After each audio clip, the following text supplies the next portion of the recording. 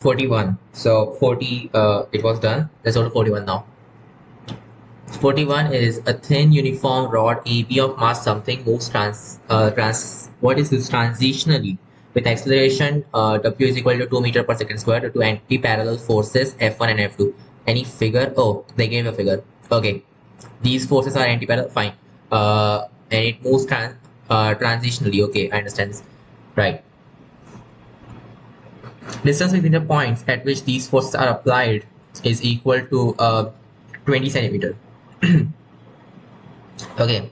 Besides, it is note that F2 is equal to 5 Newton. So this thing is 20 centimeters. This is at the edge. Okay. Right. Okay, you got a distance. Fine, fine, fine.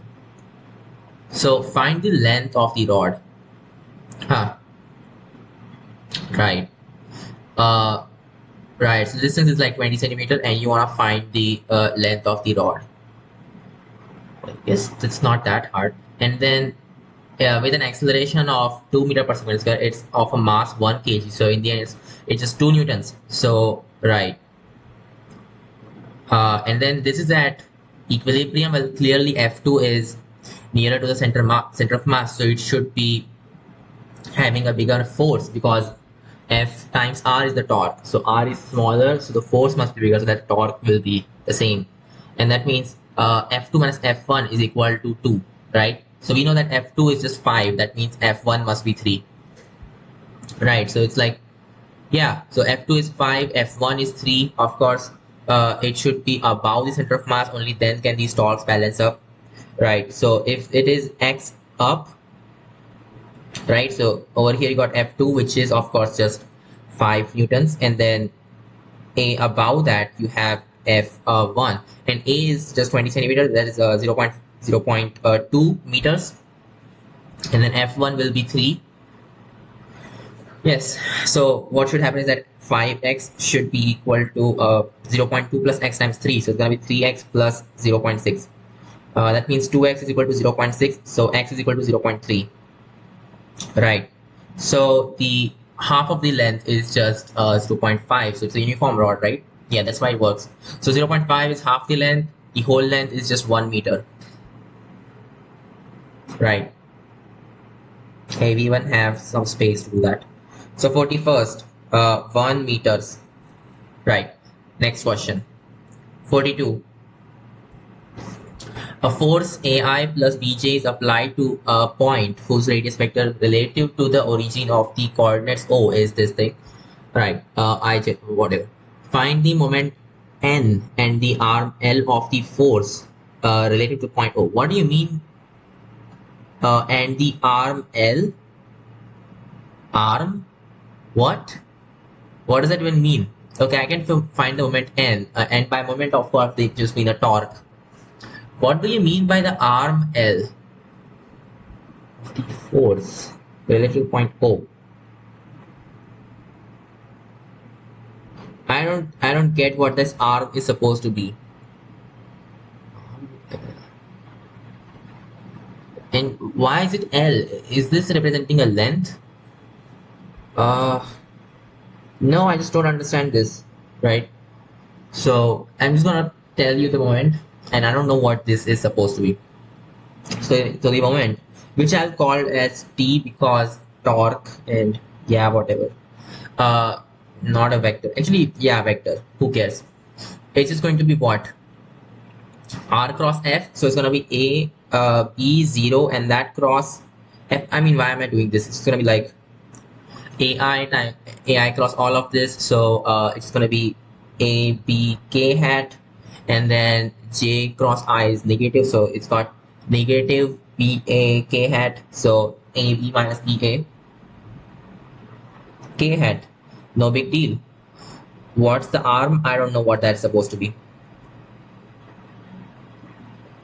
Okay, 43rd. 3/4 are applied to a square plate as shown. Find the modulus direction the point of application of the resultant force. Okay. Okay, what? Modulus direction is the point of application of the resultant force if this point is taken on the side BC. Okay. The side BC. Hmm. So you got these forces F and you got F like that. So yeah. And F square root 2 in this direction, which is basically like F in this direction and F in that direction. So the magnitude of F resulted is going to be 2F, of course. Where is it applied? That's the main thing. So this guy's top, and it's a square plate. I think it's uniform, right? So about this center of mass, what's the torque created by these things? So it's going to be F times whatever this distance is plus F times this distance, and then you got minus F times this distance, right? So if this thing is like R, right, I'm just gonna say this thing from center of mass to the vertices is like, I don't know, R or something. So it's gonna be R times uh, 2F and then minus F because that's opposing it. So the torque created on the center of mass is going to be just RF, and then this guy should also just create RF, and then it's obviously horizontal with 2F, right? So, and it's at this point, okay, understandable. And since it's just like R, yeah, why not just take the Y coordinate, right? The Y coordinate is what we're looking for. So this is going to be equal to the Y coordinate times the resultant force is going to be 2F. So yeah, what am I saying? What does Y coordinate mean? So if this force is applied over here, something, so right, its line of action is at Y distance away from the center of mass. If that happens, then you can write this equation. Yes, and then that just means Y should be equal to, so because the force is completely horizontal, so the thing perpendicular to that, right, that's going to be along the Y coordinate, of course. So this just tells us Y is equal to R upon 2, right? So this should be at the midpoint because this completing is R, so it's got to be at the midpoint, of course. Yeah, so the midpoint of BC. So F resultant is equal to 2F and applied at midpoint of BC. Yes. Okay, let's go to 44.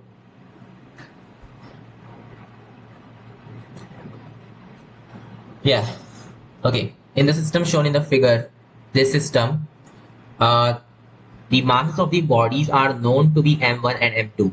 Okay. Yeah, the coefficient of friction between the body M1 and the horizontal plane is equal to K. Right. So this and that, fine. And a pulley of mass M is assumed to be uniform disk. Pulley of mass M is assumed to be a uniform disk. Oh, so this thing, right? This pulley, fine. Wait, but oh, this has mass. Okay, this is different. M1, this is going to be M2. This has a mass M. The thread does not slip over the pulley. Okay. At the moment t equal to 0, the body M2 starts descending, assuming the mass of the thread and the friction in the axle of the pulley to be negligible. So friction in the axle of the pulley. Right, okay. And the string does not slip, you're saying. Assuming the mass of the thread and friction in the axle to be negligible. Of the puller, pulley probably. Right. Find the work performed by friction forces acting on the body M1 over the first t seconds after the beginning. So you have to write equations of motion, right? So functions as a time, functions of time, basically, right? Yeah, I mean this guy's displacement as a function of time. That's what we want, right? Let's do it. So if you got, let's say, T1 force over here, or just go T2, I don't know if this is T2, and T1 force like that, right? You got this mass, so it's M2 is being pulled up by T2, and then this guy M1 is pulled like that by T1, but then there's also friction acting on this thing, which we'll think of later, right? So what should happen? Let's just write down the acceleration equation. So it's going to be A is equal to G minus of T2 upon M2, is equal to, so T2 must be more than T1 so that this can happen. So it's going to be like T2 times R minus T1 times R is our torque. So T2 minus T1 times R, and that upon the inertia. So it's a uniform disk. That's going to be mr squared upon 2 in that case. So yeah, there we go. And that's just the angular acceleration. We want the acceleration. So the acceleration of all the points, so all of these points on this disk, right? Yeah, well that should just be r times of that. So there we go. 2 times this. Yeah, so it's gonna be 2t2 upon m. Let's not do that. Just 2t2, so 2 times of t2 minus t1 upon m. That should do it. Right, it's also equal to, so now we do for this guy, it's going to be t1 upon m minus, so mu g acceleration is always provided by the friction because it's kinetic, right? So mu g, there we go. That's the equation. And now what do we want? Find the work performed by the friction during, right? So we actually just want the acceleration first of all. So it must be some kind of constant, right? Yeah, we want the acceleration. How do we get that? Oh, why not we just substitute t2 and t1 as in wait sorry. So t2 and t1 as expressed using an acceleration, we just substitute that into one of these equations, right? So let's use these two these two quantities equal to a, that thing, to figure out t2 and t1. So you will just have t2 is equal to m2g minus m2a, and there must be some other way that we can do this, I guess. No. Okay, let's just keep going. And then this tells us that okay, t1 is equal to so a plus mu g, and that times m, so m mu g plus m times a, right? Oh, it should be m1, sorry. It's going to be m1 mu g and then m1a, and then finally this equation, which tells us that t2 minus t1 is equal to ma upon 2, but we know what t2 minus t1 is going to be, right? Yes, so this will be m2 minus m1 mu, all of that times g, right? And we are subtracting, so it's going to be like minus of m2 plus m1 times a is equal to m times a upon 2, right? So you actually got what acceleration is supposed to be. Once we have that, we got everything, right? So acceleration times m1 plus m2 plus m upon 2 is equal to m2 minus m1 mu, all of that times g, right? So your acceleration is just going to be this upon that. Oof. What we want is really just the work done. So we are looking for a times m1. Wait, no, we just look for the force, which is just going to be m1 g times mu. That times the displacement, which is going to be half at squared. Yes. So we are looking for half at squared times m1 mu g. Now these are constants. M1 times a is something we can deal with, right? So m1a, that's going to be, let's just say, why can't we just take m1 common and stuff? Oh yeah, we could just do it.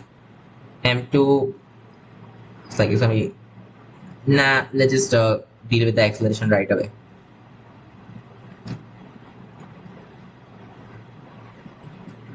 Okay, and it's so ugly. Why would I want it as a general result? Just plug in the values, right?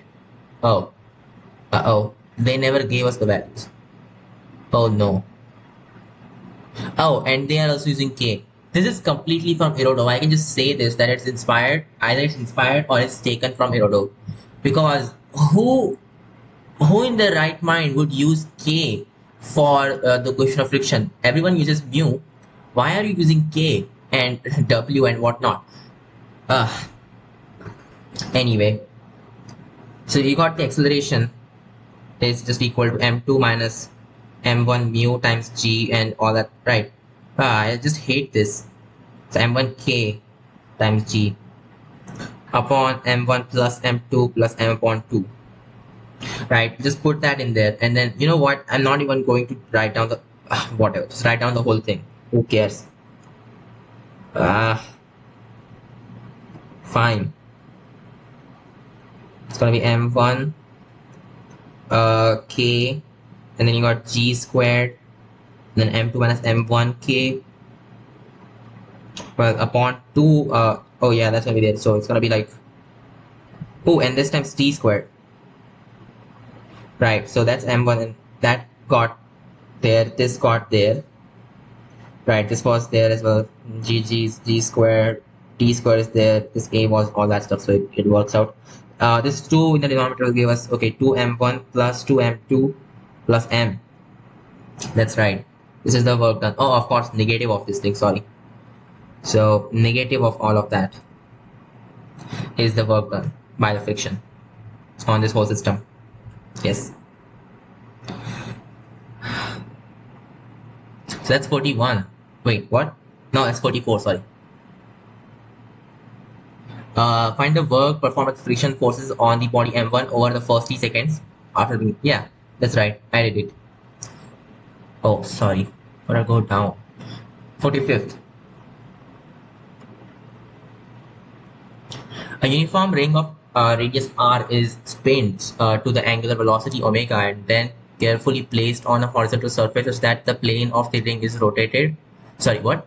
Is horizontal. Okay. How long will the ring be rotating on the surface if the friction coefficient is equal to k? The pressure exerted by the ring on the surface can be regarded as uniform. Wait, what does this mean? The pressure exerted by the ring on the surface can be regarded as uniform.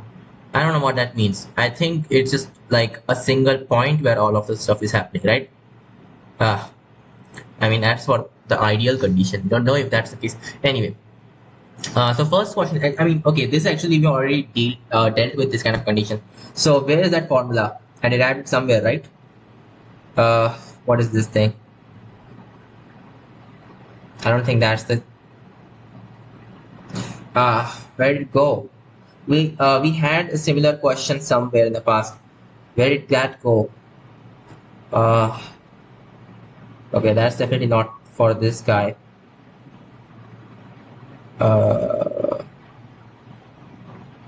Right, I mean, we got an expression of what the final velocity will be and all that stuff, right?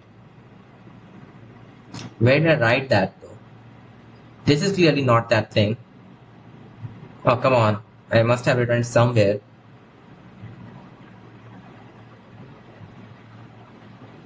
I mean, that's not a thing, of course. Oof, I could not have erased this. I mean, that was so much important. And that's completely different. That's for that question. And then you got this, which is not important. Oh, hey, yeah, I think this is the so it was question number 20, huh? So question number 20 was, where did it go? 20 was, yes, exactly. This is the question. Linear angular velocity of each of the sphere immediately, right? So after it has started rolling uniformly. So the thing is, if you just leave the sphere, so once given the initial conditions, right, and you know, like coefficient of friction and everything, the thing is like that friction thing, it cancels up itself, and then we just know what omega and v will be when it finally starts doing uniform, what do we call it, motion? Yes, yeah, I mean rolling motion. So we will have omega being this thing and v being this thing, where v naught and omega naught are the initial angular velocities clockwise, and v naught is in right direction. And yeah, I'm just gonna copy this thing. So copy and paste. I think I should like properly write this down somewhere, because this is like Yeah, this is a good thing to know, I think. And most importantly, the thing that the coefficient of friction is not even in there, that's that's fascinating, isn't it? Okay, 45th. But what do we want? Do we want the time dependencies? Yeah, how long will the ring be rotating on the surface if the friction coefficient is equal to k? Right. I mean, okay, that just helps. I mean, this complete thing just helps you figure out what omega and v is. It doesn't help you figure out what the acceleration and stuff will be.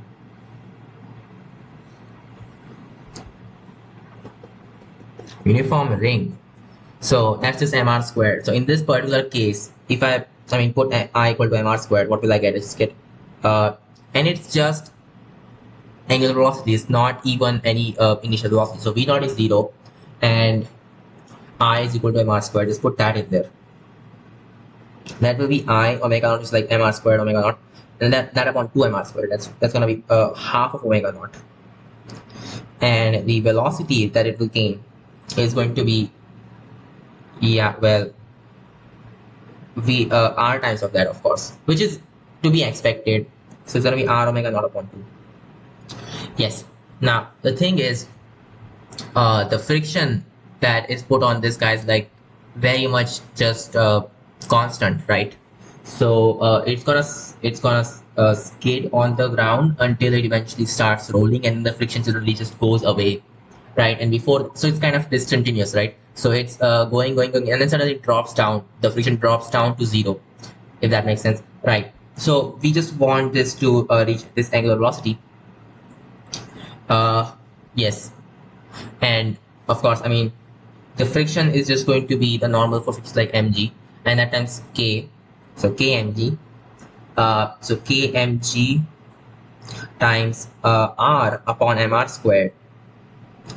And yeah, well, this is our angular acceleration, which is just going to be, this cancels, yeah, that should be the angular acceleration, I guess.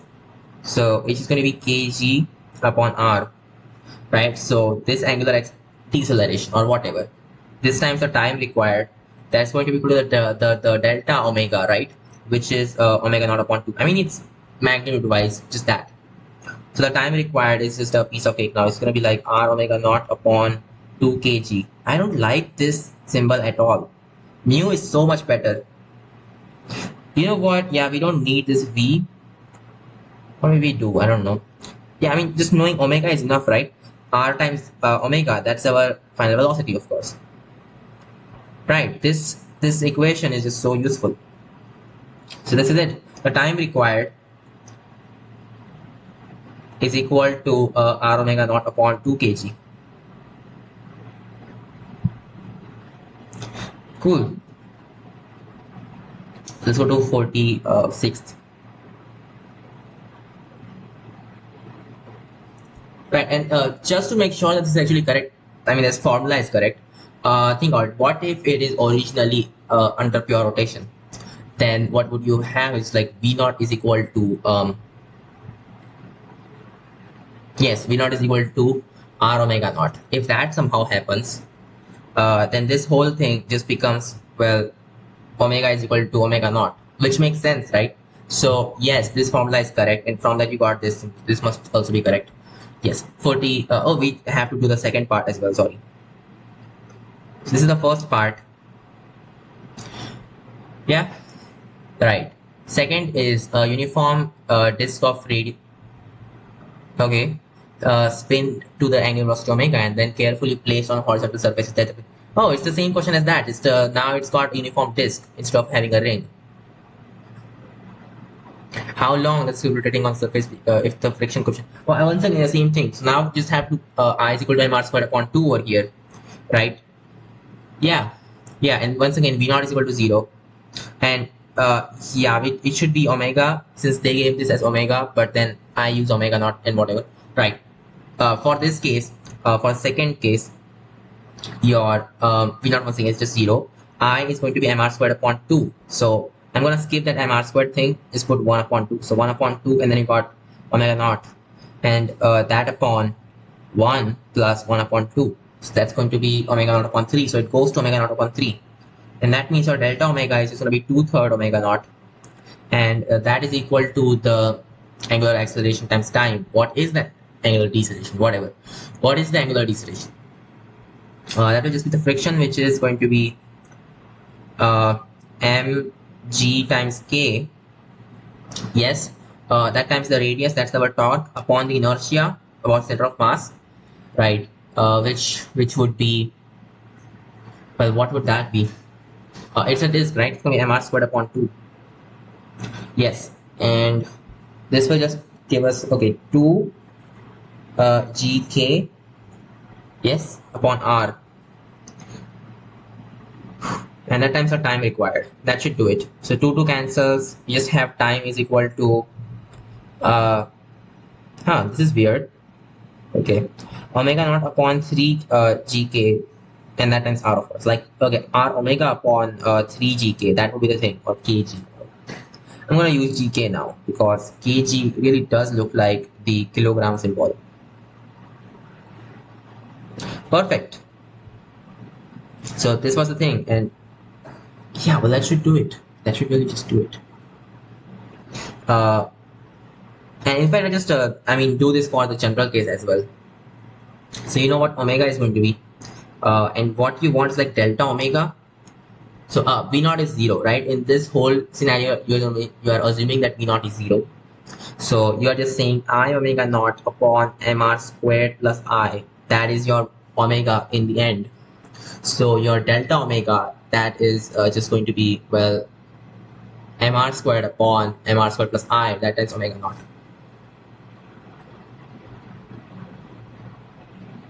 And that should be equal to the time required times the deceleration, which is angular deceleration, which will be the friction, which is going to be mg times k, that times the r upon the inertia about center of mass. Yes, yes, some stuff cancels. So this, oh, it should be mr squared, not m squared. Why did I write like that? Mr squared, sorry. So this cancels, this m cancels. So our time required will just be equal to I, and then this r, and then upon mr squared plus I, that times of kg. Yes, yes. So the time required, call this in capital T, in fact. That will be this thing, I r upon mr squared plus I, and all of that times kg. Right. Just a quick dimension analysis. So I upon mr squared plus I is going to be unitless. R upon kg, g is meter per second square, r is meter, meter cancels, just get second squared. That's not good. Wait, what? You shouldn't get second squared, you should get seconds. This doesn't look good. Something must have been wrong. Oh, omega naught, sorry. I would have messed that up. Right, omega naught. So second squared, but then that times second inverse. That's why seconds. And that works, right? So I'm gonna use t over here as well. So the time required is this thing. Or this is not even write down anything. Okay, cool. 46. Oh, this is when v naught is equal to 0. I should put that because I don't know, maybe I would mistake it for a general result, which it clearly isn't. I use the fact that v naught is 0 to actually solve this. Yeah, okay, let's go to 46th. 46 is a uniform cylinder of mass m equal to 8 kg and radius r equal to 1.3 centimeter starts descending at the moment t equal to 0 due to gravity. Okay. Neglecting the mass of the thread, find the tension of each thread and the angular acceleration of the cylinder, the time dependence of the instantaneous power delivered by the gravitational force. Right.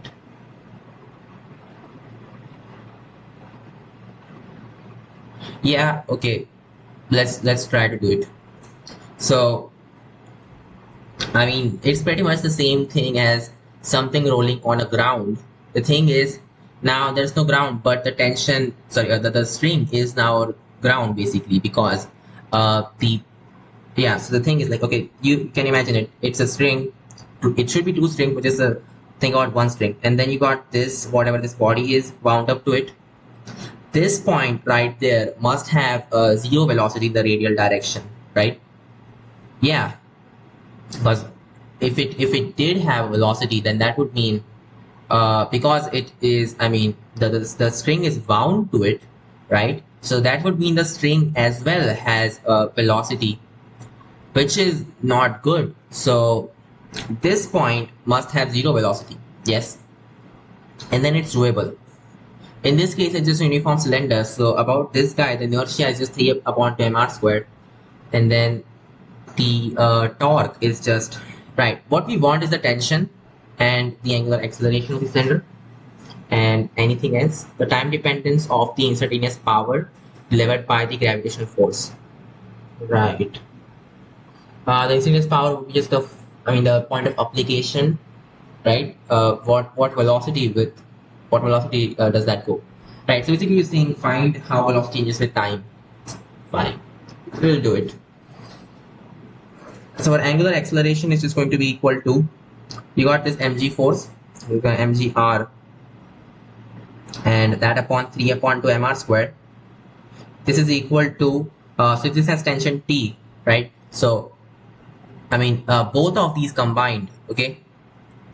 Just use 2T. Who even cares about that all that much, right? So it's gonna be 2T times R was, yes, and supporting the motion, and then this, I mean, the gravity is not doing anything, upon mr squared. That should be the thing, yes.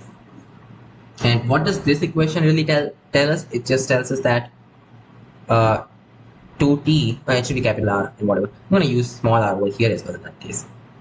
Right, first of all, let's simplify this thing. Angular acceleration is equal to, this m cancels, just get g, so 2 g upon 3r, and it's also equal to 2T upon mr, right? What it does is like, okay, T is equal to, what was I doing? Sorry. Yeah, mg upon 3. Right. So now you know what tension in each of these is. So 2T is equal to 2mg upon 3. That's a thing. And then there's mg acting in this direction. So like in the end, it's just the acceleration of this complete guy is just g upon 3 in this direction, right? That's what we are saying. And yeah, right. That makes perfect sense actually. Because alpha times r in this case. Yeah, I mean, okay, think about it. Without the condition that this point is stationary, how would we solve it? You got two equations, right? You got the center of masses equation. So this guy's acceleration as a, I mean, you involve t in there, right? And you also got the angular acceleration in which you involve only the t. Yes, but that's it, right? You got only two equations, but you have three variables. You have tension, you have the acceleration, you also have the angular acceleration. So you got three variables with just two equations, and that would mean it's impossible to solve it without the fact that this point is actually stationary, right? We have to know that. That's just how it is. Yeah. V equal to omega r, all that stuff. You just have to know it, right? So now once we know this, yeah, perfect. What is the angular acceleration? Wait, what do we want? We want the tension, so A is actually done. A is just going to be mg upon 3. Okay, B, what you want is the time dependence of the instantaneous power. So first of all, you just want the velocity, right? So what is the velocity? I mean, P is equal to mg upon 3. That just means like total force on this whole guy is just going to be mg upon 3 in this direction, because mg minus 2 mg upon 3, it's going to be mg upon 3. So it accelerates with g upon 3. Yes, and that just means its velocity is, so the center of mass is velocity. That's just equal to g upon 3 times the time, of course. So that times mg, that should be the power delivered. Is that not correct? What else is delivering power though? The tension. I mean, this point is stationary, so how can tension deliver power? This is weird. But this guy's center of mass is clearly moving, so hmm, I don't know. It must be gravity, right? It must be gravity that is delivering the power. Okay, let's just prove it. Yeah, why not? Just do it, you know? So, assuming that it just, okay, what am I doing? You have to do the proper analysis for this, guys. It's going to be the force of gravity acting on each particle. It's like summation of Fi times Vi, right? So both as vectors. Yeah. But the thing is, like Fi is just going to be Mi times G. So yeah, that's how it is. G vector dot Vi vector, of course. And then you can take G vector out, and it's going to be G vector dot Mi vector and then D vector, which means yes, it's going to be VCOM. So it's okay to do that. Fine. So the power delivered really is just mg squared upon 3. Yes. Oh, that times time, of course. I gotta miss that. So mg squared t upon 3. Right. This is it. So 46 done. Let's go to 47 now. Right. A spool with a thread wound on it is placed on an inclined smooth plane set at an angle 30 degree to the horizontal. Okay. The free end of the thread is attached to the wall as shown. All right. The mass of the spool is 200 grams, like 0.2 kgs. Its moment of inertia related to its own axis is given. Okay. The radius of the wound thread layer is r equal to 3 centimeter. What do you mean? Wound thread layer. So this whole thing. Oh, all right. That's small r. Wait, what? What is a spool? Oh yeah, okay. Now I understand what they're talking. Right. It's like a wire holder. So this is how it's going to be. You got these two discs, and inside them you got this kind of cylinder, and then over here you have the wiring. Yeah, that's what a spool is like. Then its wire goes like that, right? So I mean this just touches the plane like that. So on these bigger discs, yeah, right. Okay, they are saying okay, they give us the angle and everything. The free end of the thread is attached to the wall, right? So this thread is attached to the wall. Mass of the spot, so mass of the spool is given. Okay, its moment of inertia is so much whatever. The radius of the wound thread. Right. So the inside cylinder. Okay, find the acceleration of the spool axis. Ah, of course. So there's gravity acting in this direction. What is this m vector? I don't know what this is. What is this? I don't know. Right. Let's just ignore whatever this thing is because it didn't specify what it is.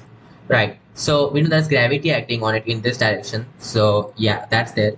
And there's this tension acting on this. So it's gonna be like, okay, mg sine alpha in this particular direction.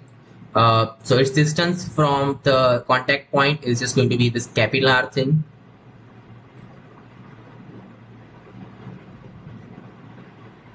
Wait, did they give us the thing though? Wait, what?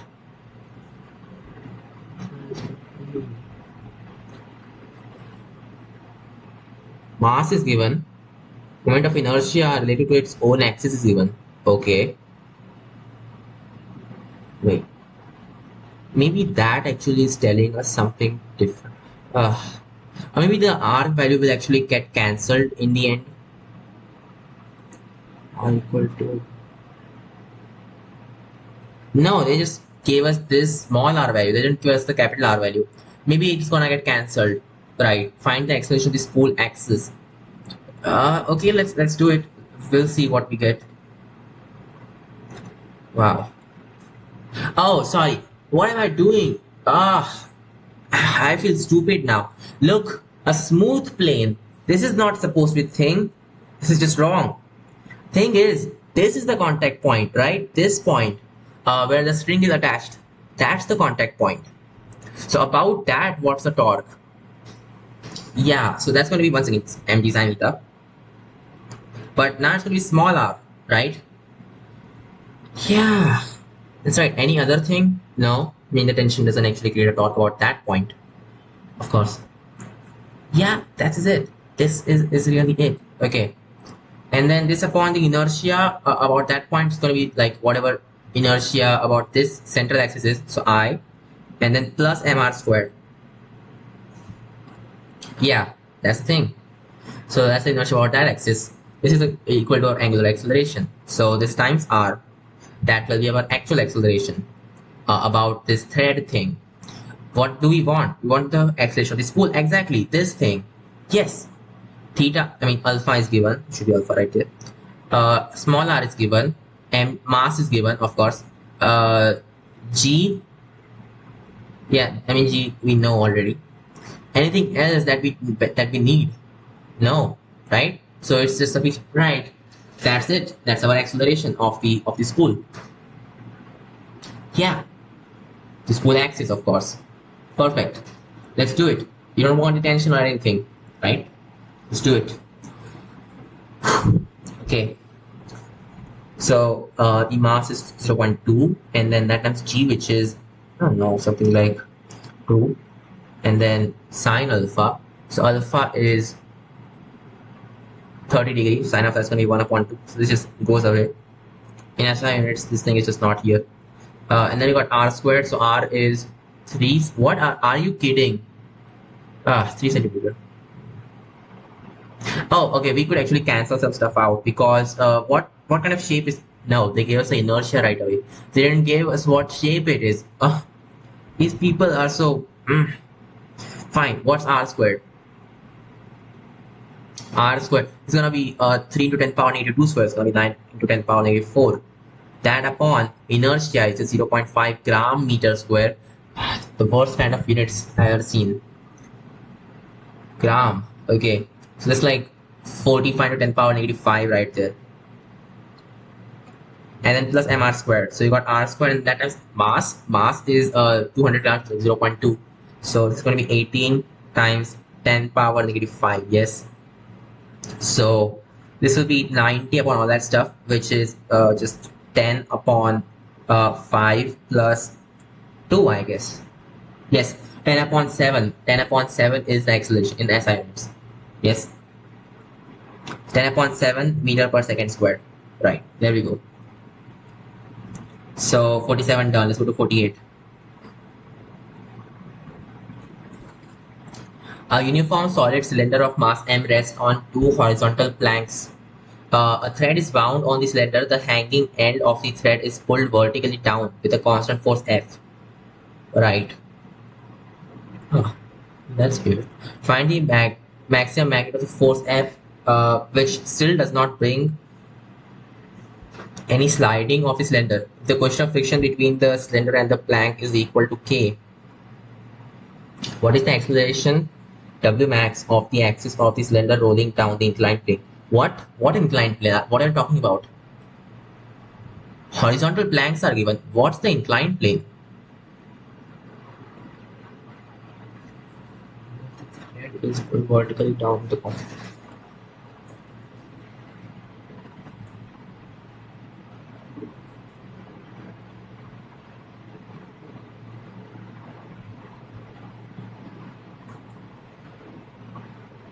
What is this? What's the acceleration W max of the axis of cylinder rolling down the inclined plane? I don't know. This doesn't look like from this question. There is no mention of an inclined plane over here. What are they talking about? This doesn't look very correct.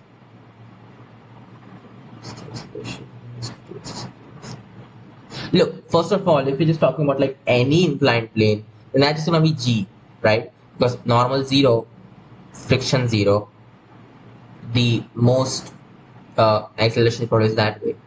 So W max will be G, but I don't think that's a part of the question.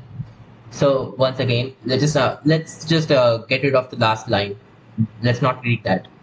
So now the question says a uniform solid cylinder of mass m rests on two horizontal planks. Yes, a thread is bound on the cylinder. The hanging end of the thread pulled vertically down. That's important.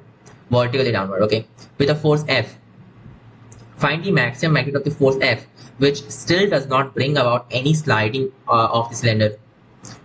Right, so any sliding of the cylinder, of course. If the coefficient of friction between the cylinder and the plank is equal to K, what is the acceleration W max of the axis of cylinder? Sorry, well, okay, yeah. Right, so this is the part of previous line. If the coefficient of friction between cylinder and plank, right, so it's doable. It's very much doable. Let's do it. So you got force F pulling downward. This is a uniform solid cylinder, perfect. R radius, whatever. You got friction, which may or may not be in the forward direction. Well, I guess it's gonna be the in this direction actually, because we know it has to go forward. That's the only way it could be. So the friction must be forward, because there really is nothing that could actually push the center of mass forward other than the friction. Yes, so that's understandable. Yeah. Here's a normal force. Yes, and hey, what would happen if there was no friction? If there was no friction, then oh, there would be a torque. There would be a torque basically, which would still try to. Oh yeah, like the center of mass wouldn't actually move, but it would just, I mean, rotate such that it goes down. Right. In this particular case, it cannot just, I mean, do that. So it has to actually move such that this goes down, which means it has to move towards right. Understandable. Right, right, right. And now if that happens, you got friction force acting in this direction, which is less than or equal to the normal, whatever. Yeah. Let's write down the angular acceleration thing. So it's gonna be like F times. So about this particular point, what's the angular acceleration? You got F in this direction, you got radius is in this direction. Oh, huh. This is like, okay, that's a 45, 45, 90 triangle. That's gonna be, this is very, very weird. It's like R cross F, and that means you have to take this perpendicular one. Or, you know, you could just take this thing. So it's like F times R. Once again. And it's in the clockwise sense. And then upon the inertia, about this point, and it's like a solid cylinder, it's going to be 3 upon 2 mr squared. That's our angular acceleration, and that should be equal to the angular acceleration about center of mass, which is just F minus F times R, and yeah, and that upon just mr squared upon 2. Yes, that should be the thing. So now you got this equation. It just tells like F is equal to 3 capital F minus 3 small f, and that basically means, okay, like 3 small f is equal to 2 capital F, small f is just equal to 2f upon 3. So that is the, yeah, that's the thing. Now what's the normal force on this? Well, there's gravity, as well as there's this force that it has to balance. So the normal force is just equal to F plus mg. And now you can use I mean, the equation we have been using for ages, which is like F is less than or equal to mu times normal force. Right.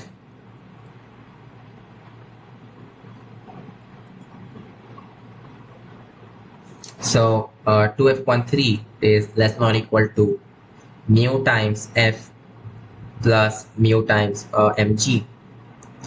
Right. What we want is find the maximum magnitude of force, which still does not bring about any sliding. Right. Yes. Okay. So for sliding, this should happen. And if it, sorry, for rolling, this should happen. If it can roll, it will roll. Yes. Okay. So it just tells us like 2/3 minus F, 2/3 minus u mu, sorry, times F is less than or equal to mu mg. Now, some cases, first maybe mu is just bigger than 2/3, then like this whole thing just is redundant because negative is much, I mean, it's obviously like less than positive. So yeah, there we go. For any force, it can roll. if your mu is more than 2/3. The thing is, you didn't give us what mu is actually. So how am I supposed to do anything with it? Huh. This isn't good. Yeah, I mean, I cannot do anything with it without you telling me what mu is. I'm gonna take two cases in that case.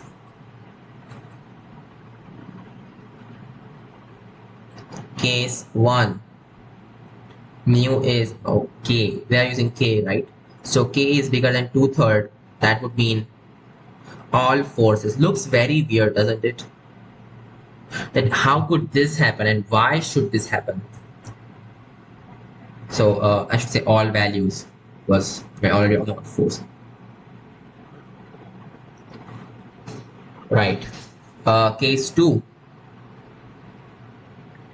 k is less than 2/3.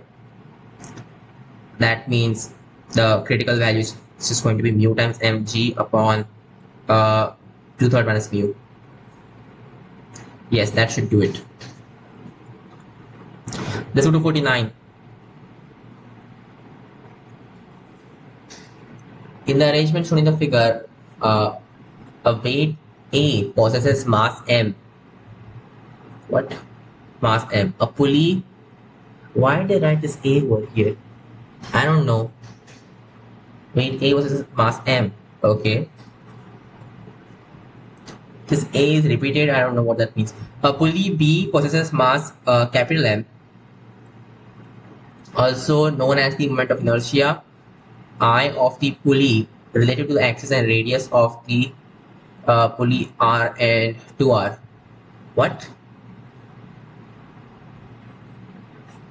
Oh, okay. Also known are the what? Yeah, that's what it said. Right. The moment of the threads is mass of the threads is negligible. Find the acceleration of weight A after the system is set free. Okay, you know what the forces are. Oh, it's a complicated system. Yeah. So, find the acceleration of weight A after the system is set free. Oof. Okay, it's gonna be complicated. How should we do it?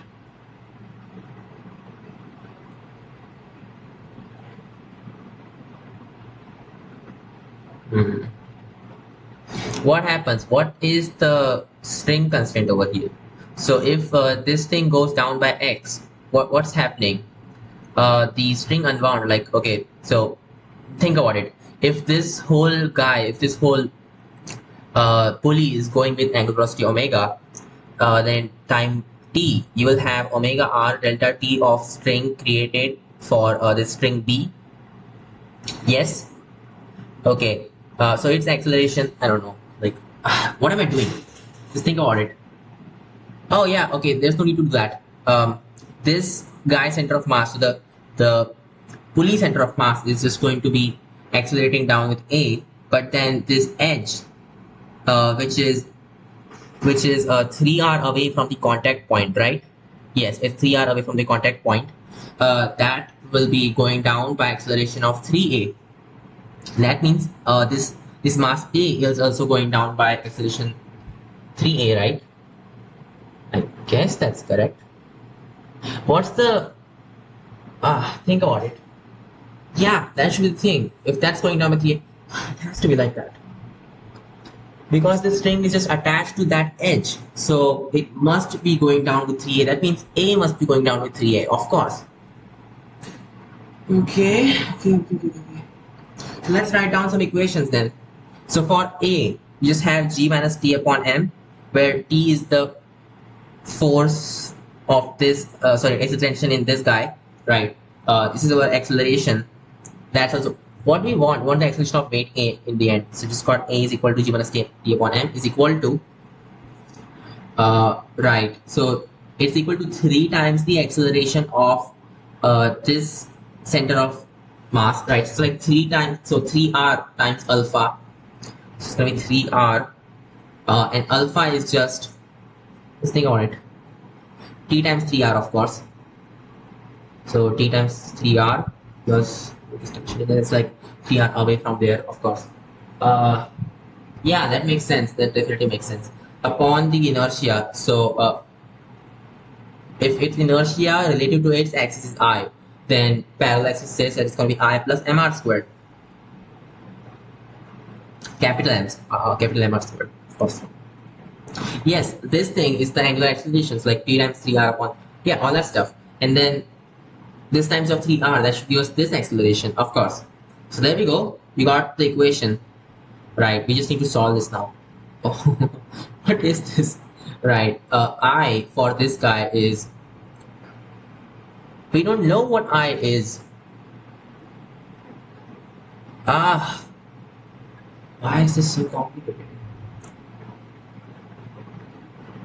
Hey, you know what? Let's skip all that. Instead of going with 3r and 3r, I'm gonna say it's capital R, right? So I'll use two different things.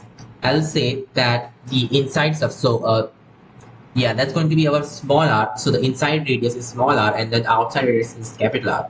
I know they already used capital R, but whatever.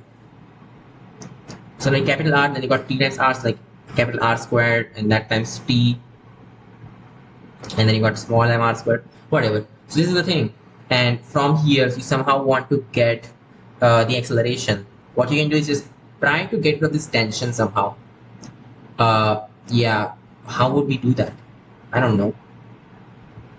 Ah, this is impossible to solve.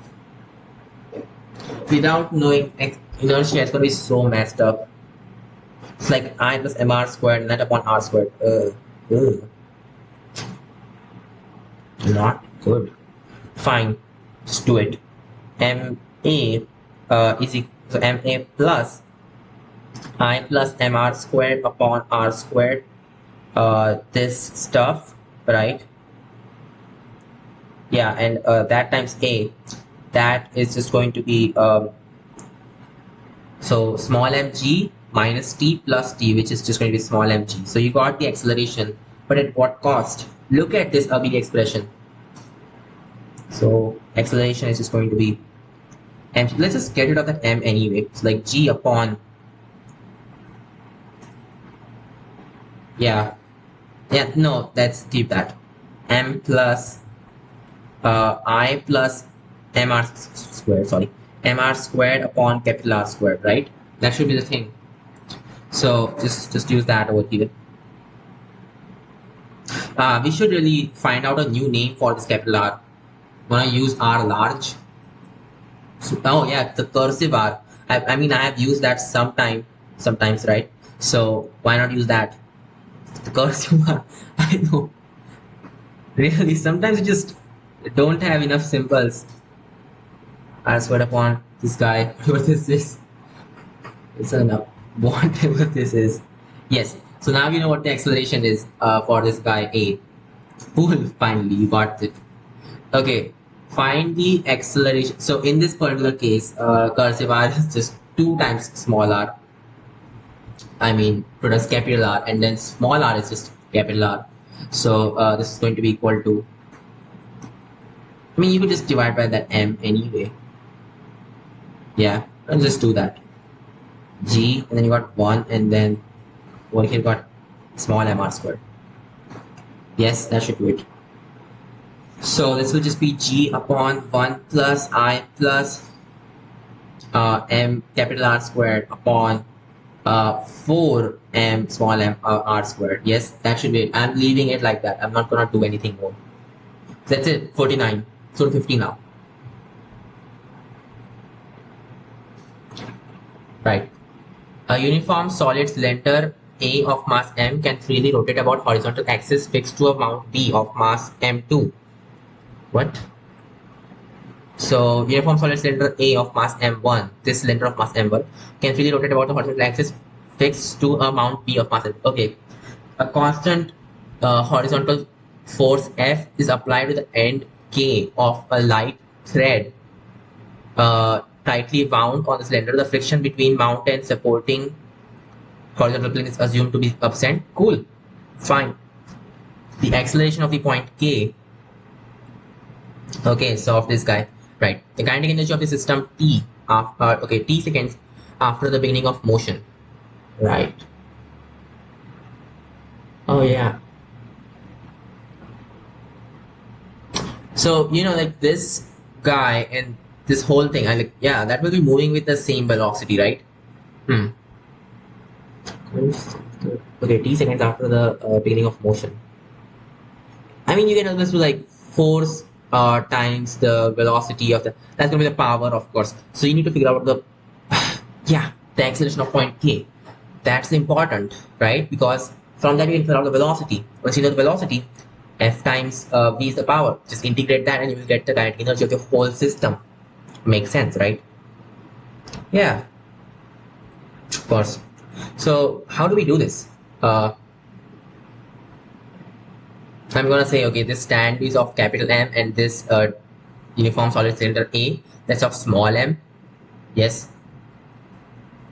Come on, think about it, think about it. Of course, you can just apply the equations for this complete guy center of mass. Oh, and it's force over here. Hey, you know what? Split it. Just split it into two different things, and then you can do it. So there's this other force that you'll be putting on this guy, which is, I mean, not changing its angular acceleration as in the center of mass, of course. Yeah, right. It's gonna get complicated pretty soon. Still, we just do it. We just do it. So for the angular acceleration of this cylinder A, let's write down some equations. F times r upon mr squared. Sorry, it's the uniform cylinder, right? Yes. Mr squared upon 2.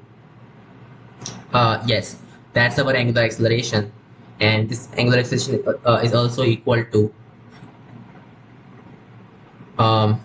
Wait, what? No, it's not equal to anything. We don't know what it's equal to, right? Just know what alpha is. So, okay, that's really the last step in that case. We don't even care about much. Huh, not good.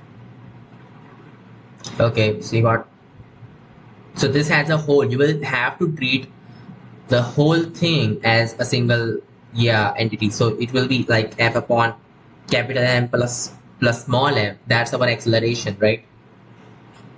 Yes, understandable, right? How do we figure out what this is? Okay, this is weird.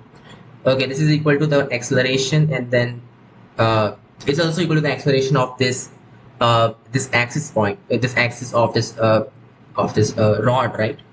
Whatever this thing is, it's a solid cylinder. So axis of that guy, that will also be accelerating at the same thing. You don't believe me, really? Is that so? Okay, fine. We'll just say there's some tension force. Uh, Sorry, there's some normal force acting in that direction or something. So it's gonna be like what? You got this normal force on this cylinder like that. Of course, there's no vertical force. You don't have to worry about the vertical balance because you cannot do anything in there. So forget that. It's got force in this. It's like F minus N upon small m. That's equal to an acceleration, right, of this center of mass of this rod. But you know that the center of mass is just fixed to this whole thing, right? This stand. So you will have like what? N upon capital M, that's also equal to acceleration, the same acceleration, because center of mass is fixed to this stand. And from here you can see what's going to happen. Just use, what is that doing? I just use the theorem on equal ratios and get A is equal to F upon small m plus capital M, right?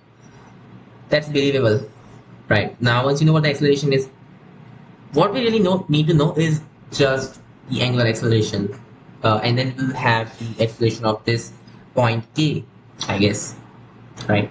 Angular acceleration, as we calculated before, was just fr upon mr squared upon 2. So mr squared 2 was over here.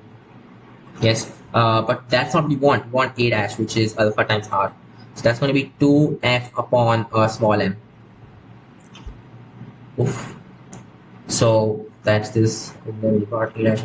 Yeah, it's gonna be a plus a dash. A plus a dash is this guy's acceleration. So yeah, acceleration of k, that is. Yes. Yes. So a plus a dash is the acceleration of k, which is just going to be f times of 1 upon capital M plus small m plus 2 upon small m, right? So that's the first part. So a is done, a part.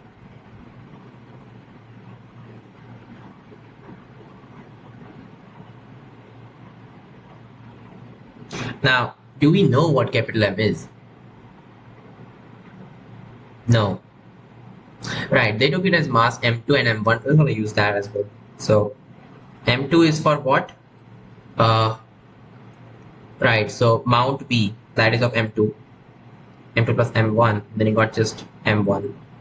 Yes. So now you got the acceleration. Next, you also want the kinetic energy of the system T at the beginning of motion. So right at the beginning, we'll assume it was stationary, that nothing much was happening, right? So the acceleration of this string of k, that must have been 0, right? Yeah, like this whole string is accelerating with this guy's acceleration, right? So that it can not sag. Does that make sense? Right. So this whole string where the force is applied is accelerating with this acceleration. So this times the time is going to be this guy's velocity.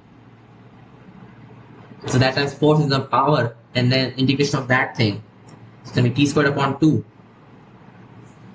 And yeah, this times t squared upon 2. That's the total kinetic energy. Yes. Now, this involves the translational kinetic energy as well as the rotational kinetic energy from this guy. Yes. Okay. Let's go to 51. Determine the kinetic energy of a tractor crawler belt of mass m if the tractor moves with velocity v. Right. This is that question I wanted to solve. Right. So if this is moving velocity v, first of all, notice that this whole thing in the lowest side, yeah, that whole thing is the stationary. So don't worry about that. And then this upper stuff, this upper track is moving with velocity v. Yes. So yeah, like just split it into some portions. So let's say that what do we call this? I don't know. Oh, come on, think about it.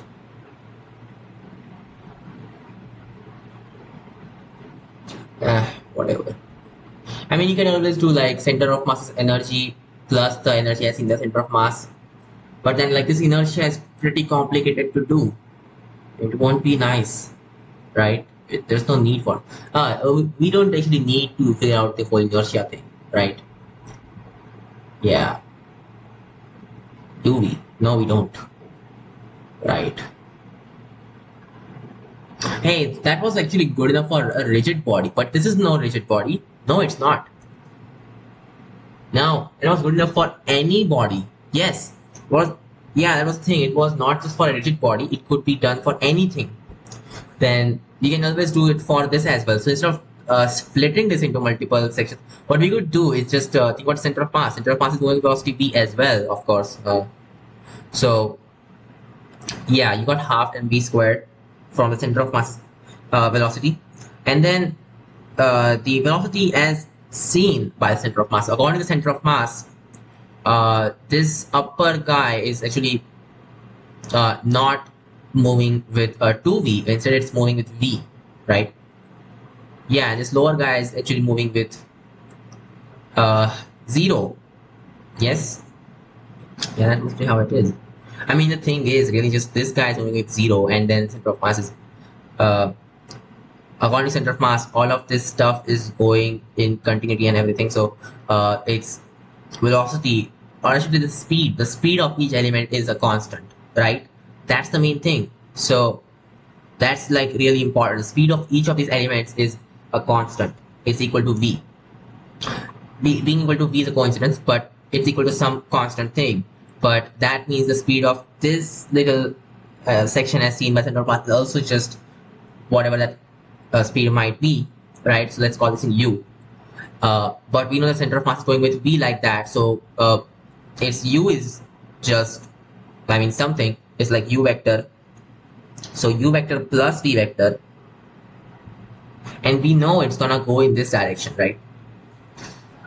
We know that even though center of mass is actually, yeah, center of mass knows that it's not going in the y direction. That's a reasonable assumption to make. It's not going in the y direction, right? We know that Even the center of mass knows that because, of course, yeah. So then, right, u plus v, just write it down like that, both in the right direction. So that would be the actual velocity as in the ground frame, that's equal to 0. That just means, yeah, like whatever that velocity is that we're talking about, the speed that everything goes on with, right, that speed is just actually, it's just negative e, right? So u is a vector quantity, that's why it being negative is okay. The magnitude of that thing would be the thing that we're looking for. So that just means it's going like clockwise as in the center of mass with velocity v. So the speed v, right? Each and every element. The main thing is each and every element with the same speed v. Do you realize that? What does that mean? Half mv squared. That's the energy as in the center of mass. So there we go. Mv squared is the velocity. Done. So yeah, perfect. This kinetic energy is going to be mv squared. Now I know it sounds like, oh, this is so complicated. It's like it's just so simple as well at the same time. How can we be sure that this is actually correct? What if it's a trick question? So let's just try to do this using two methods. If it's not correct, then that will disprove itself, right? Yes. So let's confirm that first of all. So what we can do is, right, break it into 4 parts. So I'll break it like this. That's one part, this is one part, and then you got this. So notice that this whole thing has 0 velocity and this whole thing has 2 velocity. This guy's mass, I don't know what this might be. So call the masses as, let's say this is like m1, this is m2. Sorry, this is also m1 because of course the same length, and that's why. So this will be m2 and m2. We know that m1 plus m2 is equal to small m upon 2, right? Yes. Okay. So yeah, it's going off with 2v, and that's why half m1 times 2v squared, that's this guy's energy. That's just going to be 2m1v squared. Yes. Okay, that's sorted. What about these particles? So these guys are going with velocity v, and this is also going with velocity v, right? And both of these have the same omega, which is just going to be v upon r, of course, right? So both of these have the same omega. What we can do is just take all of these particles and combine them into one single sphere, right? Yes, we can do that. We really can. Yeah, what that means is, right, because like, yeah, just think about it. Think about these two things. So this, then that, getting closer and closer and closer until one point they become the same. Now these are moving with velocity v, and it's omega. It's just a single sphere now, single whatever this shape is. Yes. So yeah, this guy's energy is it's just going to be half. Now it's like 2m2, right? Because yes, and then that times v squared, because it's going with v, and then plus half I omega squared. So the whole inertia is going to be like, because it's something like a ring, right? It is just 2m2, which is the mass, and that times r squared, that's our inertia, and that times omega squared. But you know that omega times r is going to be v in this case, like it's v squared. So half and half, 1. So there we go, 2m2 v squared, and then 2m1 v squared. So it's going to be 2 times of m1. So like 2m1 plus 2m2. Guess what's that? m1 plus m1 plus m2 plus m2. The whole mass m. So m times v squared. So in other ways as well, you can prove that this is actually the thing. So it's going to be mv squared. Nice. 52. A uniform tube with edge A rests on a horizontal plane whose friction coefficient. Wait, is this lagging? Oh no. Okay, not again. I don't like this.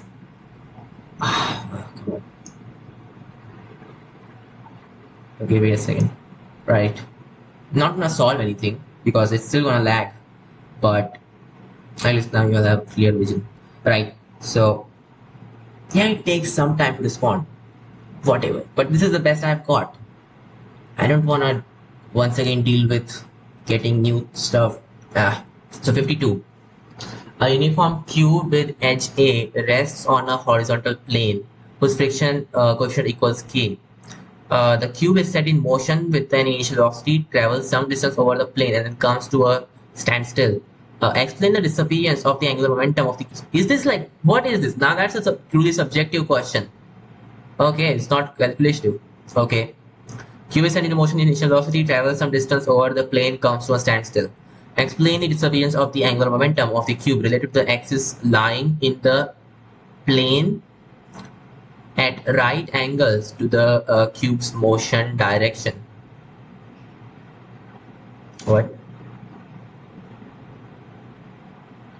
Right angle to the cube's motion direction. Wait, what?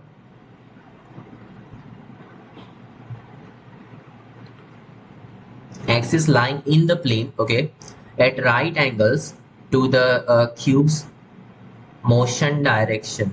So the cube is moving like that, okay, and then right angles. So and in the plane, this is the thing. That's how it should be, okay. But wait, what? That doesn't make any sense. There's no angular momentum. Wait, what? No, for this guy, R cross U. I mean, no, that doesn't make any sense.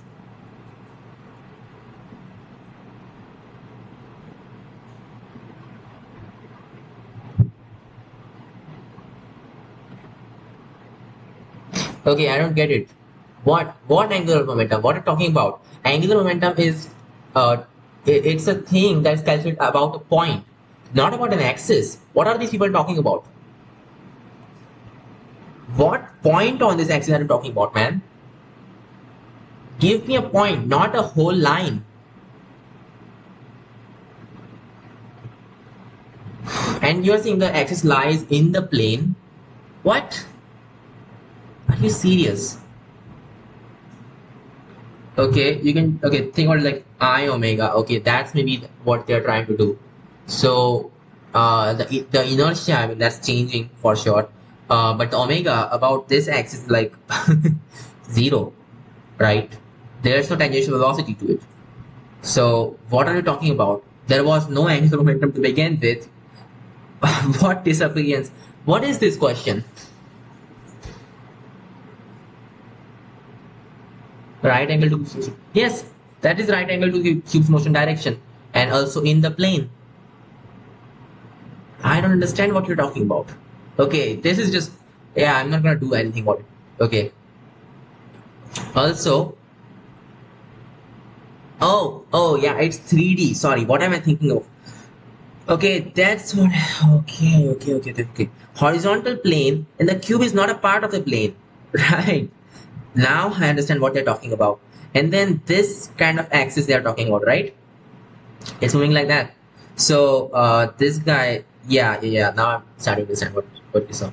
So it's gonna be inertia times the angular velocity. So we might as well just take some random point on it to the angular momentum thing. So it's gonna be this velocity, and then you got r over here. So you are asking how this angular momentum suddenly disappear.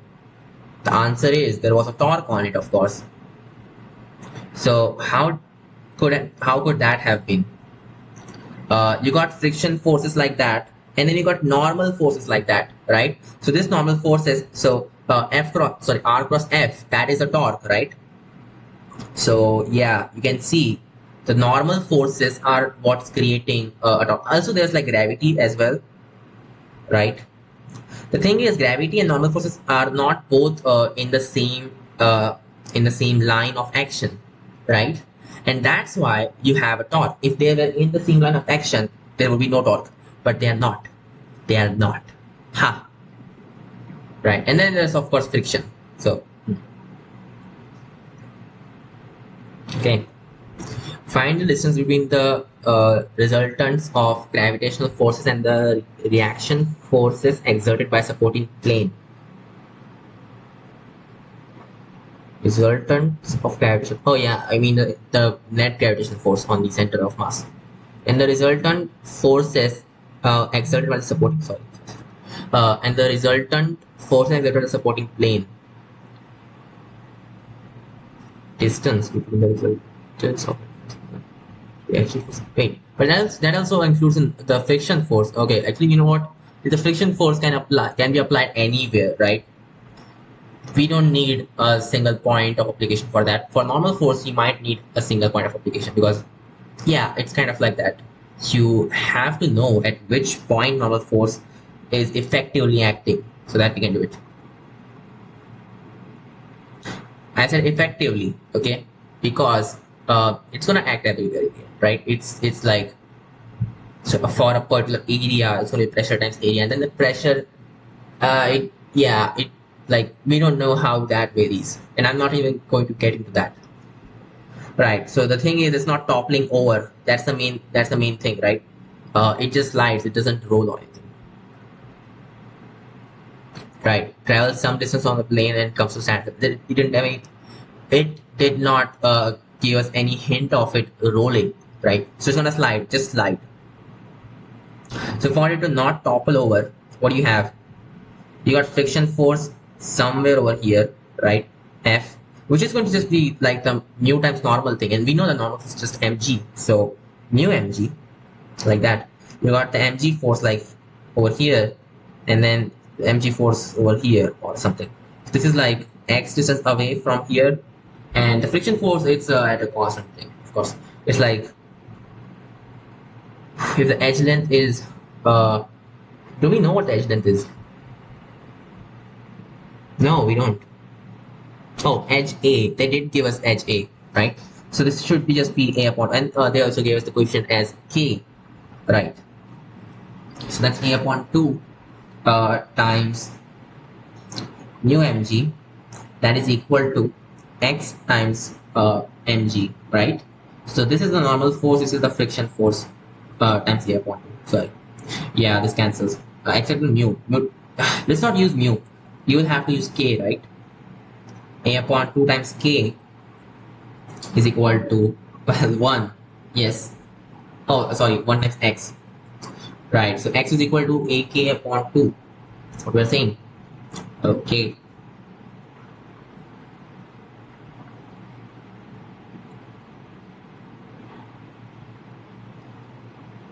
Wait a second. Uh, yeah, like the friction force is like over here. Okay. Oh, so the whole reactant force acting as a single thing. That's what you're saying. Right. I mean, it's still a cross product, so you can always divide it into two components and then do it. But yeah, that's what you're saying.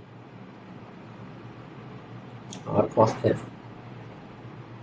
Right. That's understandable.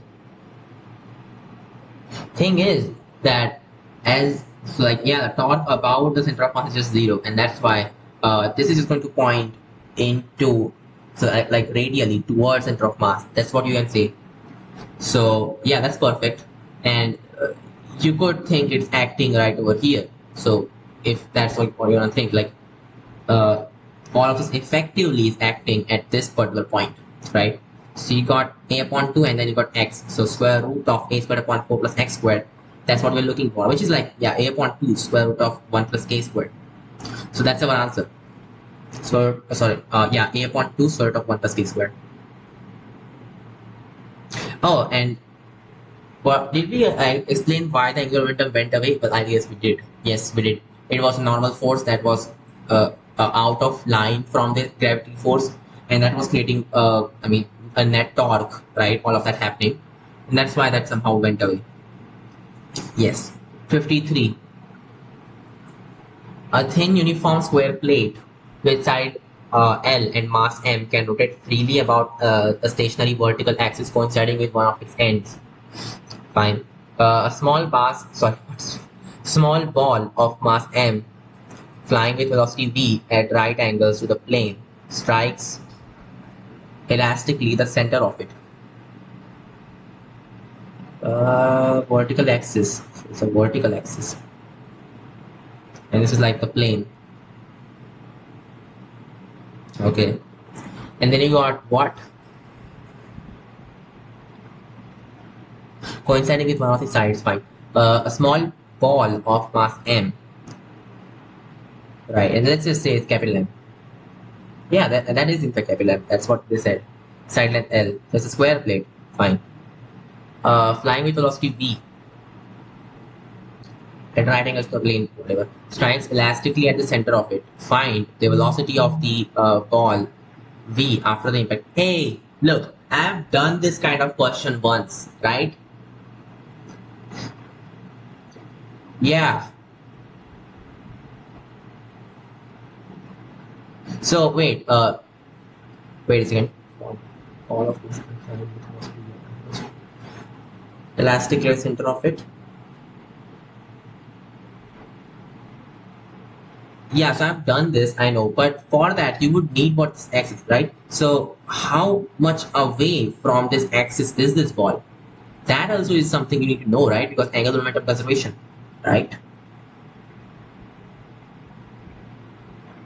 Oh, center of it, cool. So we know it's like this x has to just be L upon 2 and whatnot, right? So it's doable. So yes, you know how it's going to be. So if this was like say inelastic collision, then the inertia about this whole thing, and then that plus m x squared. So x is just how much distance it was away from the center of, so from the axis, right? That times omega. If this was non-elastic, completely inelastic, that's like it's gonna stick to it or something, then this would have anything, right? So we mvx, but it is elastic. So what happens is like it's gonna be 2mv times x, and then you got omega and all that stuff. So I plus mx squared times omega. So we'll do that. And do I remember what the velocity thing was? I think yeah. So like v is equal to v naught, both in the same direction. I mean, assumed to be the same direction. It could be negative as well, right? And then you had mr squared, so mx squared minus I upon mx squared plus. So for non-elastic, so for completely inelastic ones, it would be v naught times mx squared upon mx squared plus I, right? Yeah, which makes perfect sense because it's gonna be omega times x, and that's why, yes. Hey, calm down, calm down. Yeah, well, wait a second. Maybe just use v naught right there. That's for elastic. It's gonna be for elastic over here, right? So for inelastic one, you would just have omega is equal to mvx upon I plus mx squared. Now you would just do x times that to get the velocity of this ball. But for an elastic collision, it's going to be mx squared minus I, so inertia of this board, and then mx squared plus I. Boom, there we go. You got the velocity. This is why I generalize a lot, because it helps, right? It helps in the future.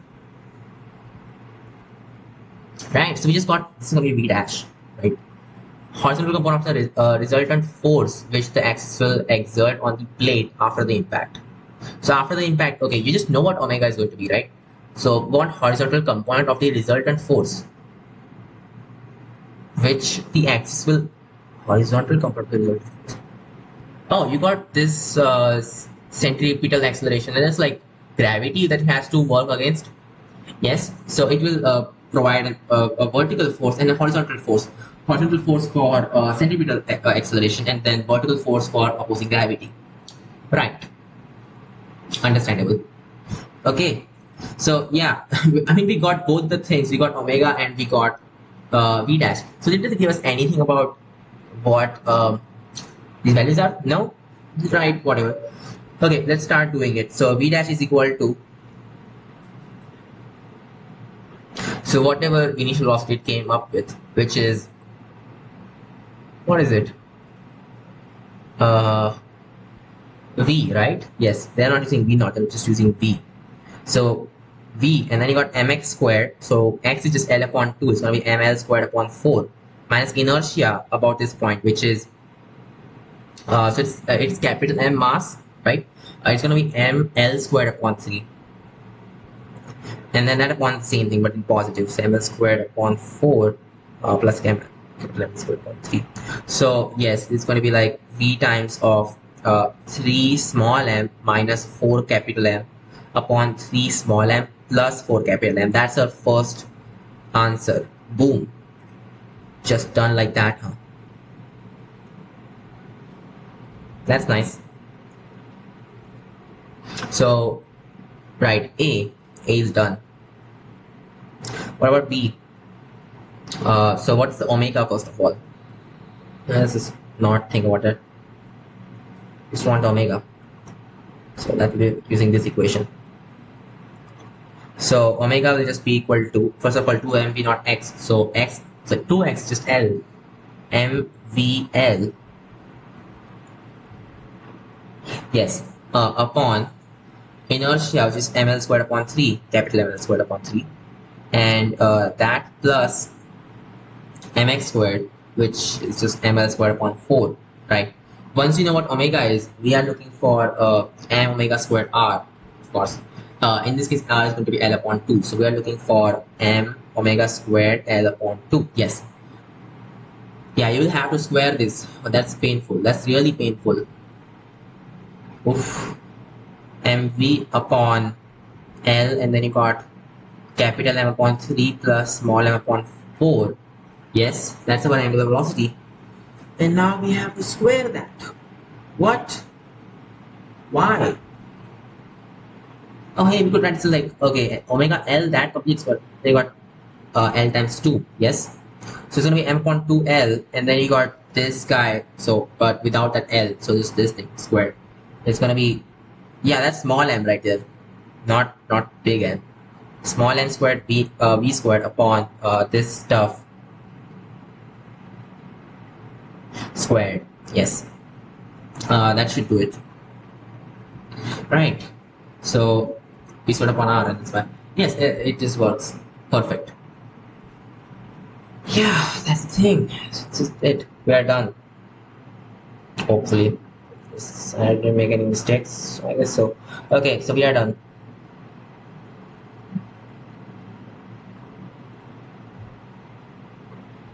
I'll just write down a more beautiful form.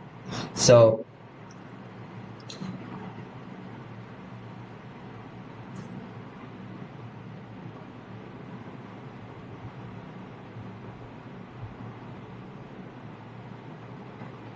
right, this will be the the centripetal force, which is the horizontal component of the resultant force, which the axis will exert on the plane of impact. 53 done. Let's go to 54 now. A vertically oriented uniform rod of mass m and length L can rotate about its upper end. A horizontally flying bullet of mass m strikes the lower end of the rod and gets stuck in it. Vertically oriented uniform rod of mass m and length L can rotate about its upper end. Oh, like this. Right. Horizontal flying bullet of mass m strikes the lower end of the rod and gets stuck to it. Okay. As a result, the rod swings through an angle alpha. Okay. This is energy. Assuming that m is much less than m, find the velocity of the flying bullet, the momentum increment in the system bullet rod during the impact. What causes the change of a momentum? Of course, this hinge force. What else could do it? There is no other impulsive force. That is just a very stupid question. I mean, who even asked this? Okay, at what distance x from the upper end of the rod the bullet must strike for the momentum of the system bullet rod? X from the upper end of the rod will strike. Okay, to remain constant during impact. That is, there is no impulsive force from here. Fine, it's kind of hard to do. Okay, we'll try doing it. One thing is for sure, angular momentum is conserved. Everything. Yes. Think on it. We got, well, yeah, that was the thing. That was always the thing. This is the axis of rotation. It's x distance from that. We got this bullet. Wait, and it's just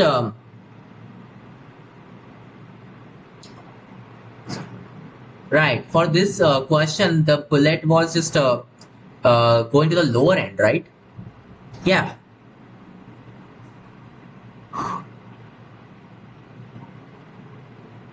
Okay, so maybe we should not do C. I don't know. Okay. I mean, A and B deal with the angle alpha and with the condition that this guy is actually on the end. And C deals with some different things. So, whatever. Just gonna do A and B first. So we'll say the bullet completely, I mean, just, yeah, just at the very end. So small m, velocity v. Oh, we don't know the velocities, whatever. And this is hinged over here. You got capital M, its length is L, whatever. It goes up by angle alpha. So first we'll start off energy conservation to actually figure out what the velocity was just after impact. Yes. Yeah, well, that should do it. So this guy's center of mass. Oh, I mean, you could just break it into two different things. So it's gonna be like, okay, L upon 2, and then that's alpha. So L upon 2 cosine alpha. So yeah, L upon 2 times 1 minus cosine alpha. It's like that's gonna come everywhere actually. So 1 minus cosine alpha. Then you got L upon 2 times M. So that will be our H times M value thing. So like, okay, just put G right there to get the thing done. Yes, so L upon 2 and then let times M plus. This is just L, so yeah, L times small m, right? So that's our MGH thing. It's equal to half mv squared or half I omega, right? I omega squared is better. So inertia of this whole thing is going to be ml squared upon 3 plus ml squared, and that times of omega squared, right? Yeah, that's gonna give us the thing. You could do it in some other way, I guess. Yeah, I mean, why even do that when you can use angular momentum right away? So it's gonna be half I omega squared, which is like half I omega complete squared upon inertia.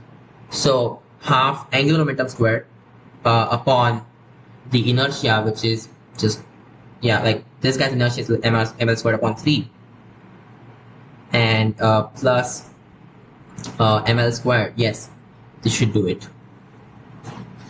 Oof. So angular momentum squared is equal to, oh my god, this is just so bad.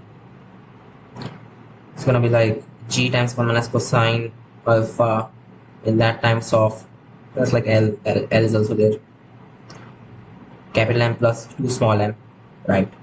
And all of that times, you have to do more. 1 angular momentum squared is equal to Lg minus cosine alpha. Oh, you also got this L over, it's like it's gonna be L cubed now, right? That 2 went there. Yes. Put a 3 over here as well. It's gonna be capital M plus 3 small m, and then you got capital M plus 2 small m. Yes. Yes. So now that we know what the angular momentum is, now we can finally deal with what the velocity will be, because this angular momentum squared is just equal to what was I doing? What was I doing? Yeah, angular momentum is just equal to mvr, which is mu times L. So that thing squared. It's like m squared u squared times L squared. So that just gives us the velocity, which is what we want. Yes, velocity of flying bullet. Yes. So now we know what u is. Perfect. So u squared is equal to, okay, this all of this stuff upon m squared L squared. It's gonna be L g minus cosine alpha upon 3. You got capital M upon small m plus 3, and then you got capital M plus upon small m plus 2, right? Oh, hey, that's like a very big number. I mean, they told us capital M is much bigger than m. That's why we did not think about that. Yes, right. It is good. Okay, that's a very big velocity, I think. Yeah, unless of course it's alpha is actually very small. Oh, sorry, alpha is yeah, very small. Then it would be a small velocity. Right. Uh-huh. Should we go for this general form, or should we actually talk about, I don't know, uh, what do we call it? I don't remember what we call it. Oh yeah, the approximation, right? I guess we should just keep it like that because it's not hurting. Okay, so that's nice.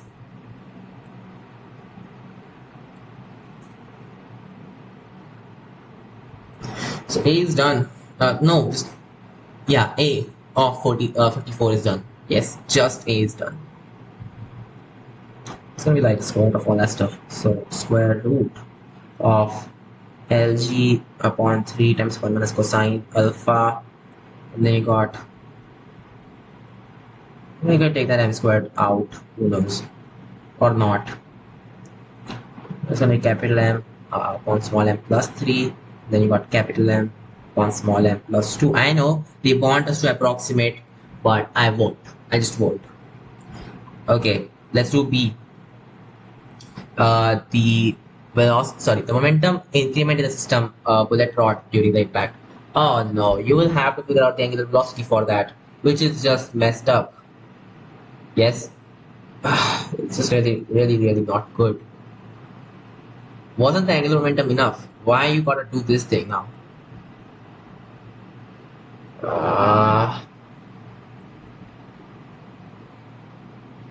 Don't think about it. Yeah, you will need omega for this, and this is not numerically nice to write, you know. Like if this was in numbers, it would have been so much better. But no, just uh,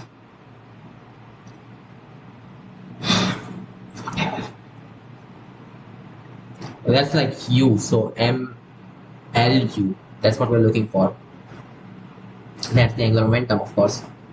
Uh, yeah, well, I know it. That's how it's gonna be, but it doesn't look good, you know. Should I even go ahead and do these two other questions? Because what's the point in doing this? We know how to do it, but it's just like unnecessary torture. Okay, so the angular momentum of the whole system will just be mu times L, right? Which is small m, and then you got, yeah, u times L. So this whole thing, that times L. So L square root of all that. We're gonna use u, right? Don't care about what's gonna happen. MLU. Okay, that upon the inertia, so total inertia, which is just ml squared upon 3 plus ml squared, right? This thing is equal to our angular velocity. So the momentum you asked, first, the center of mass of this rod is centered at L upon 2. So omega times L upon 2, and that times the capital M thing. So capital M times L upon 2 times omega plus, yeah, you just want momentum, final momentum. That's one thing. And then you got small m times L omega, just like that, right?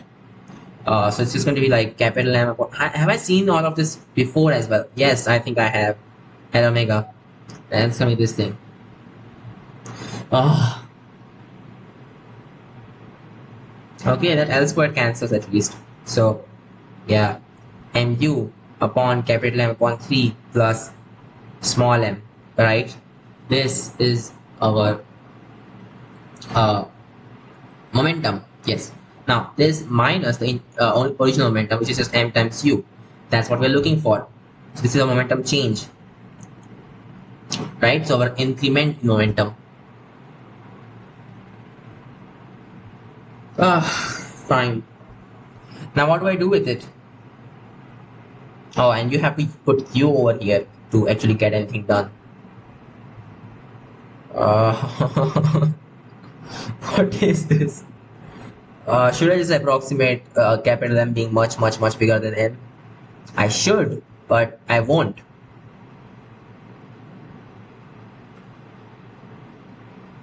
I'll just leave it like that. So this, okay, this ratio and that one is M.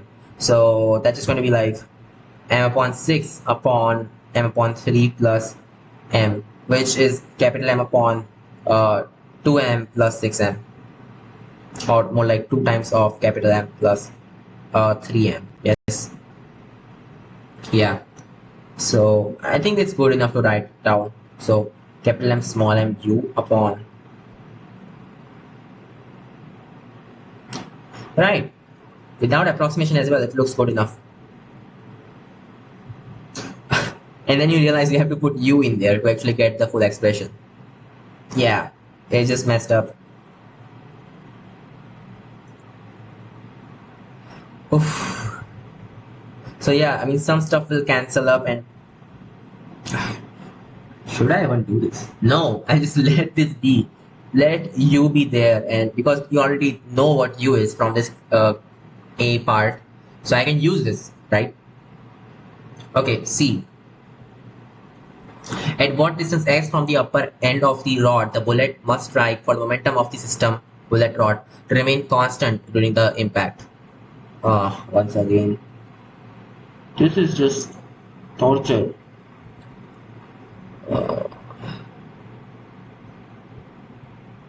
So angular momentum conservation says that mux is equal to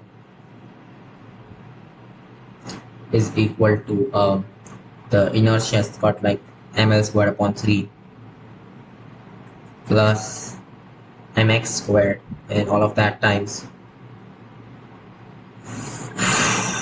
omega. Okay, once again what we're looking for is just omega x, so omega times x plus l. Oh no, sorry. We are looking for the total momentum of this thing. It's going to be omega times x is for small m, so m omega x, and then you got capital M L upon 2 times omega. Yeah, and that's the final momentum. This minus initial momentum, which is just a small m ux. Yes. Oh, that's the angular momentum. Sorry, small m u. Right, that should do it. This is just equal to omega times mx plus. You know what? Let's define x upon L to be something. We'll call it as alpha. No, we already used alpha. Sorry, charge and low. Wait, yeah, it's now. Okay, something else. So, whatever. It's gonna call it x upon L. Just like that. Fine. It's not that it's not doable, it's just very ugly to write down. Okay, you have to put omega in there to get anything done. Right. But okay, before this was like doable, now it's just how do we do it? We just have to make that new process. Like okay, L x upon L, just define it to be n, right? Or eta better. The more fancy, better it is. So yeah, mu eta is equal to, what's gonna have L squared right there? It's like, yeah, that L comes out. It's gonna be L times L omega times m upon 3 plus m eta squared. Yes, that's the first equation. So you can get rid of this thing now. And this is what we're looking for. So we are just looking for L omega times eta m plus m upon 2 and all of that minus mu. Yes, so mu is just going to be this stuff. So like okay, let's take L omega common, eta m plus capital M upon 2, and then mu is just L omega is a common, right? So make this stuff upon eta, which is okay minus 3 upon, so m upon 3 eta yeah, plus m eta. Hey, this cancels. So yeah, this is awesome, this cancels. So it's gonna be this thing. That was unexpected. Wait, what? But then how did we get this thing? Because that's not, wait, that makes no sense. But this must clearly have only capital M. And what is this? Why is that happening? No, it's not correct.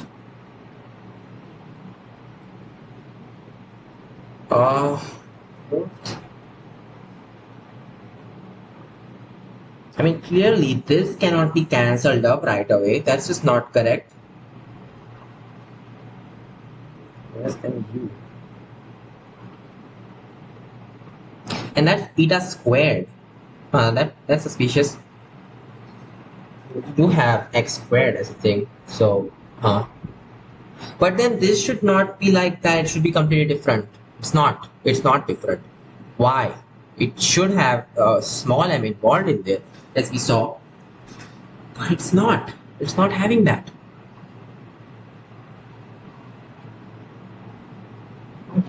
Oh yeah, like omega. That's what is putting everything in there, right? We are not at. Oh yeah, of course. Okay, sorry. Sorry to doubt myself. That's correct. Sorry. Yes. From this you get omega value by itself, and yes, it's doable.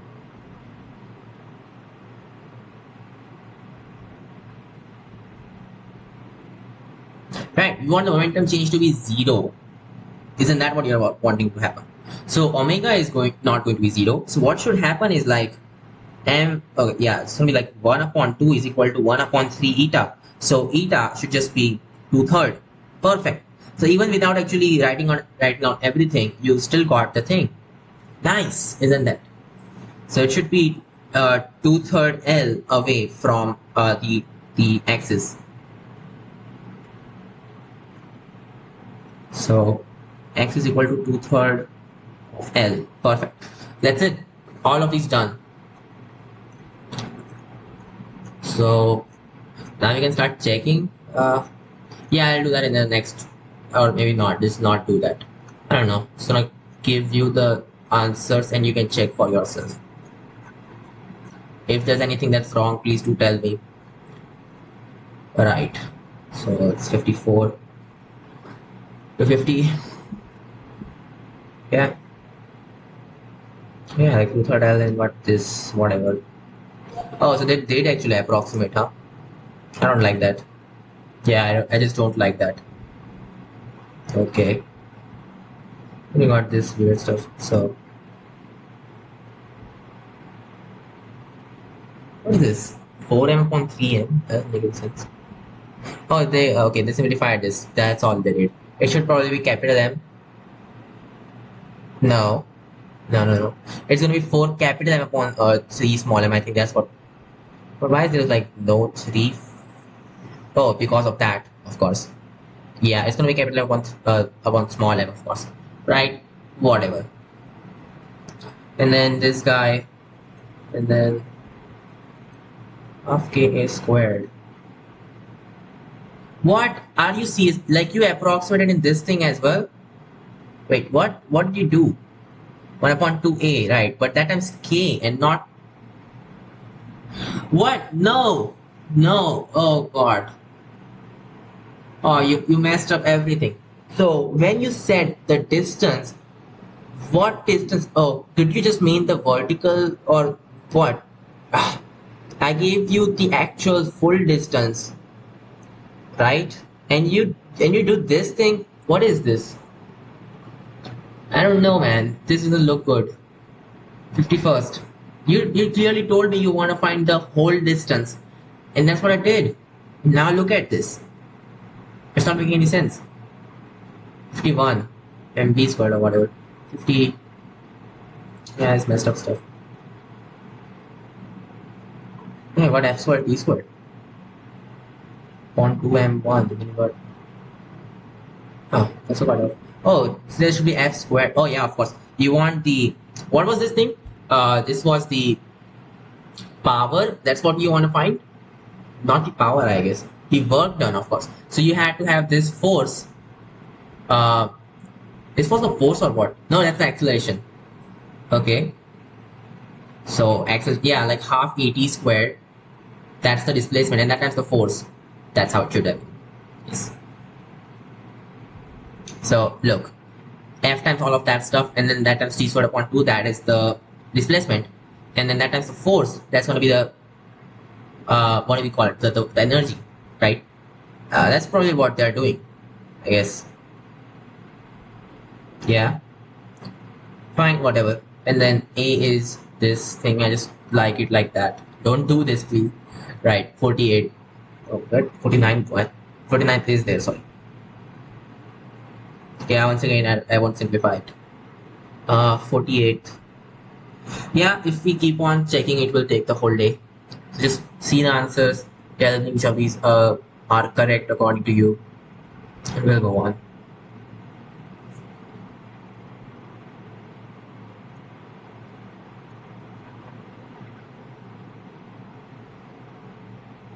right? Yeah, whatever.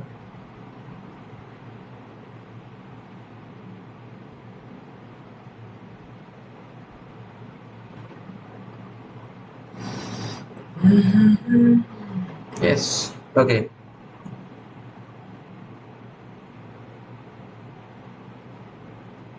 Oh, it's April 24. 9 5 6. Yeah, as I expected. We got this. Oh, why is this 21? I don't know. I'm not even going to do it. Right? It's not going to do it. Yeah, whatever.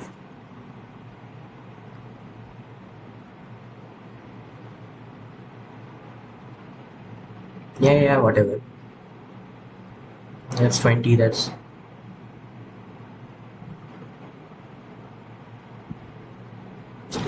Ouch. 14. Just looking at this answer is like so long. Now think about actually solving this. Wait, why is this like. Oh, so you didn't put what G is or something. Huh. Wait, what? That's a very different answer to what I got. I got like square root of 60 upon 19. Got 1 upon 19. That's. Oh. Huh. That's unexpected. That's completely different from what I got though. Whatever. Like 15 or something. Fine, whatever. Right? I think that's it. So we are gonna stop it here. So exercise 5 is finally done. See you guys in the next video.